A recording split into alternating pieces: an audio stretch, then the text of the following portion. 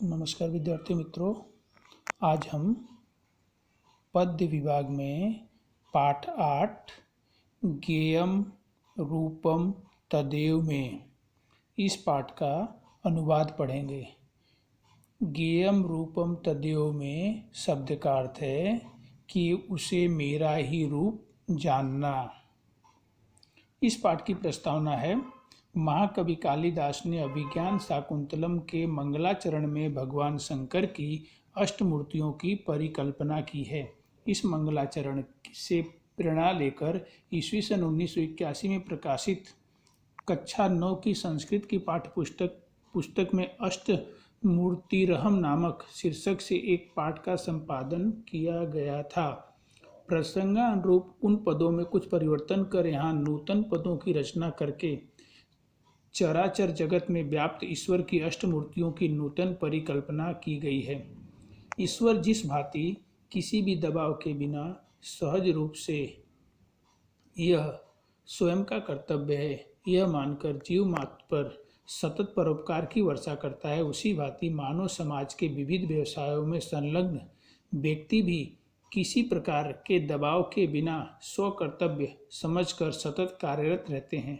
अतः इस प्रकार के मानव भी ईश्वर के ही रूप हैं, यह माना गया है। प्रथम पद में ईश्वर स्वयं के रूप की स्पष्टता करते हैं।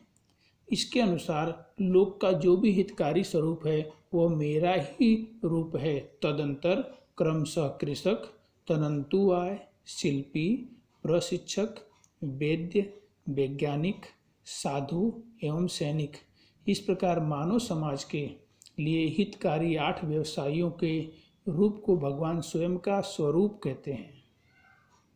ये 8 व्यवसायी मानव जीवन के अस्तित्व हेतु आवश्यक रोटी, कपड़ा, मकान, शिक्षण, स्वास्थ्य, सुख के साधन, सज्जनता एवं सुरक्षा को सिद्ध करने वाले अथवा प्राप्त कराने वाले सामाजिक जन हैं।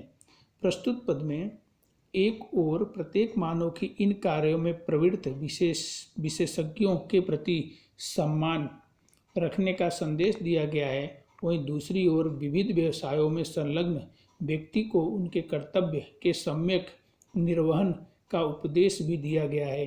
अर्थात जो मनुष्य जिस व्यवसाय से जुड़ा हुआ है उस व्यवसाय को उसी तरह मन लगाकर और ईमानदारी से उस कार्य को पूरा करना चाहिए जिस प्रकार से भगवान जो है वह लोगों के ऊपर हमेशा, जिस प्रकार भगवान जीव मात्र पर हमेशा परोपकार की वर्षा करते रहते हैं।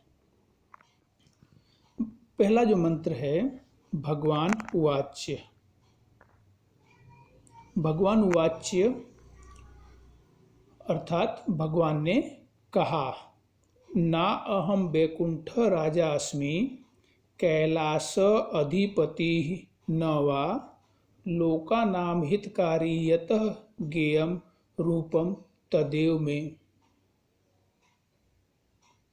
तो न अहम वैकुंठ राजा अस्मि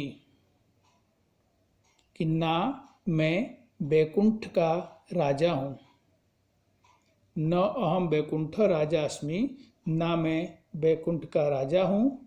न वा कैलास अधिपति, और न ही मैं कैलाश पर्वत का स्वामी हूँ। तो यहाँ पर वैकुंठ का राजा शब्द का अर्थ कि ना मैं भगवान विष्णु हूँ और न ही भगवान शिव हूँ।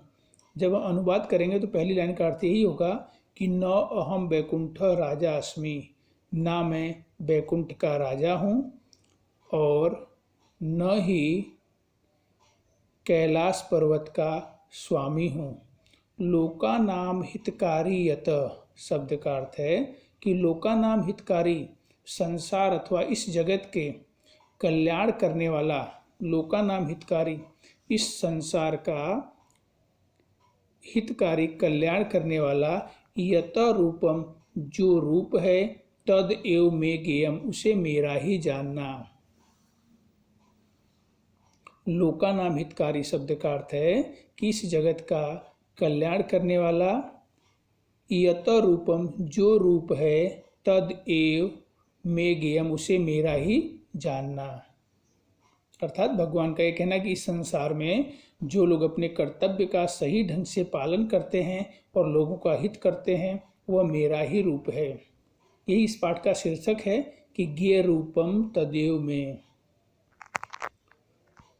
दूसरा मंत्र है कृषिका यह कृषिं कृत्वा धान्यं यच्छन्ति स्वेच्छाय उपकुर्वन्ति जीवेभ्य तस्मात् रूपम तद एव में।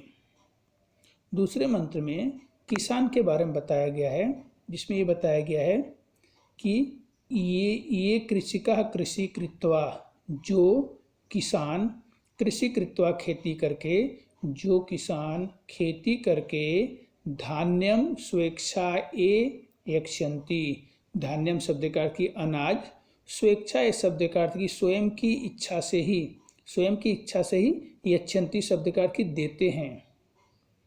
जो किसान खेती करके अनाज स्वयं की इच्छा से ही देते हैं, उपकुर्वन्ति जीवेभ्यम, प्राणियों पर उपकार करते हैं अथवा प्राणियों पर दया करते हैं, प्राणियों पर दया करते हैं। तस्मात् इसलिए, रूपम तद एव में, इसलिए उसे मेरा ही रूप जानना। इस प्रकार इस पाठ की प्रस्तावना और इन दोनों अनुवाद को आप एक बार पढ़ लेना, बाकी का अनुवाद फिर आपको पढ़ाया जाएगा। धन्यवाद।